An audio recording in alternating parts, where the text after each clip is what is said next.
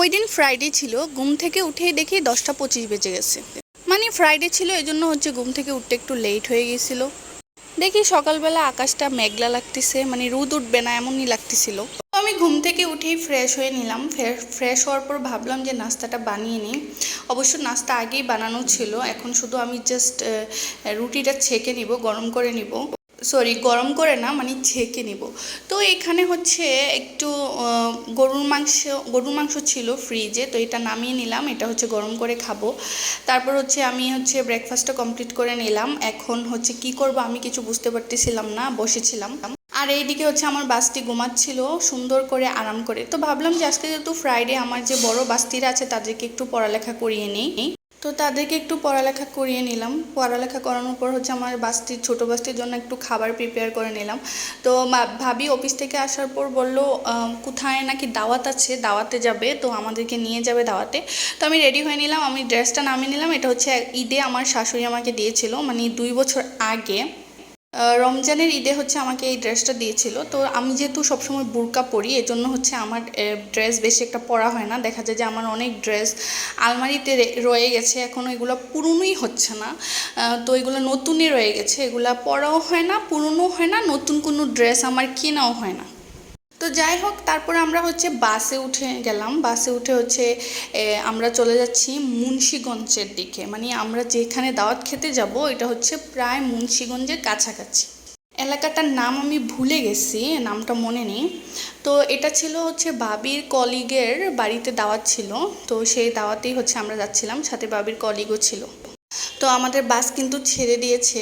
আমি বাসে উঠলে না, এই যে হাইওয়ের যে চারপাশে যে গাছপালাগুলো থাকে, বিশেষ করে ফুলের গাছ, আমাদের কুমিল্লাতে কিন্তু অনেক বেশি ফুলের গাছ আছে, হ্যাঁ, রাস্তাতে, মানে রাস্তার মাঝে। তো সেগুলো ভিডিও করে নিই, আমার ভালো লাগে এগুলা।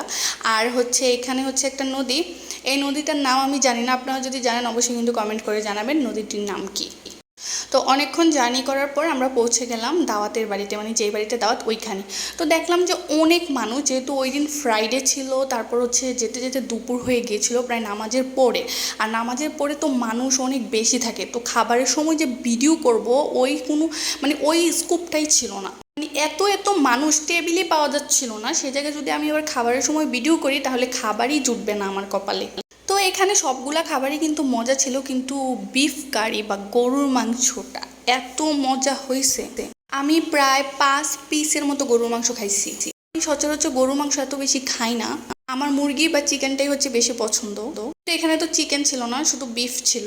তো আমার কাছে কিন্তু অনেক বেশি ভালো লাগছে খাবার দাবার।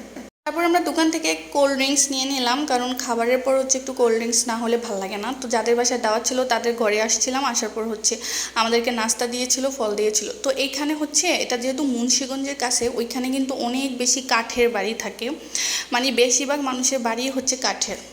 এই বাড়িগুলো দেখতে এত বেশি সুন্দর লাগে, এই কাঠের বাড়িগুলো দেখতে। আর গ্রামে গঞ্জে কিন্তু কাঠের বাড়ি বেশি সুন্দর লাগে। আমরা এখন বাসায় চলে যাচ্ছি। যাওয়ার আগে আপনাদের সাথে একটা সুন্দর বাড়ি শেয়ার করতেছি। এই যে দেখুন, বাড়িটা কত সুন্দর, এত সুন্দর লাগতেছিল। সামনে বাড়ির সামনটা আরও সুন্দর ছিল, যেহেতু বাড়ির সামনে মানুষ ছিল তাই আমি ভিডিও করিনি। বাড়ির সামনে ফুল গাছ লাগানো ছিল। আর বাড়িটা একবার দেখেন, বাড়িটা দেখলেই না একটা শান্তি কাজ করে মনের মধ্যে। তো যাই হোক, তো এখানে দেখলাম যে একটা বেল গাছ, তো বেলগুলো আপনাদের সাথে শেয়ার করে দিলাম, কারণ রাস্তার মধ্যে শেয়ার করার মতো আর কোনো কিছুই পাচ্ছিলাম না। তো আমরা যাদের বাসায় আসছিলাম তারা উনি আমাদেরকে এগিয়ে দিচ্ছে, আমাদেরকে গাড়িতে তুলে দিবে।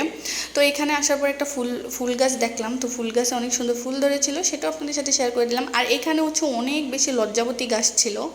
তো এই তরুণের ঝুপঝাড়গুলোতে কিন্তু অনেক বেশি লজ্জাবতী গাছ থাকে।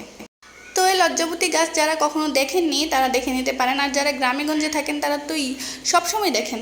তো এখানে ফুল নিয়ে আমরা একটু ফটোশ্যুট করেছিলাম, একটু ভিডিও করেছিলাম, যদিও গাছের ফুল ছেঁড়া উচিত নয়। আমি কিন্তু ছিঁড়িনি, ওরা ছিঁড়ছিল, তাই আপনাদের সাথে শেয়ার করে দিলাম। তো আজকে আমার ভিডিও এই পর্যন্তই। সবাই ভালো থাকবেন, বাই।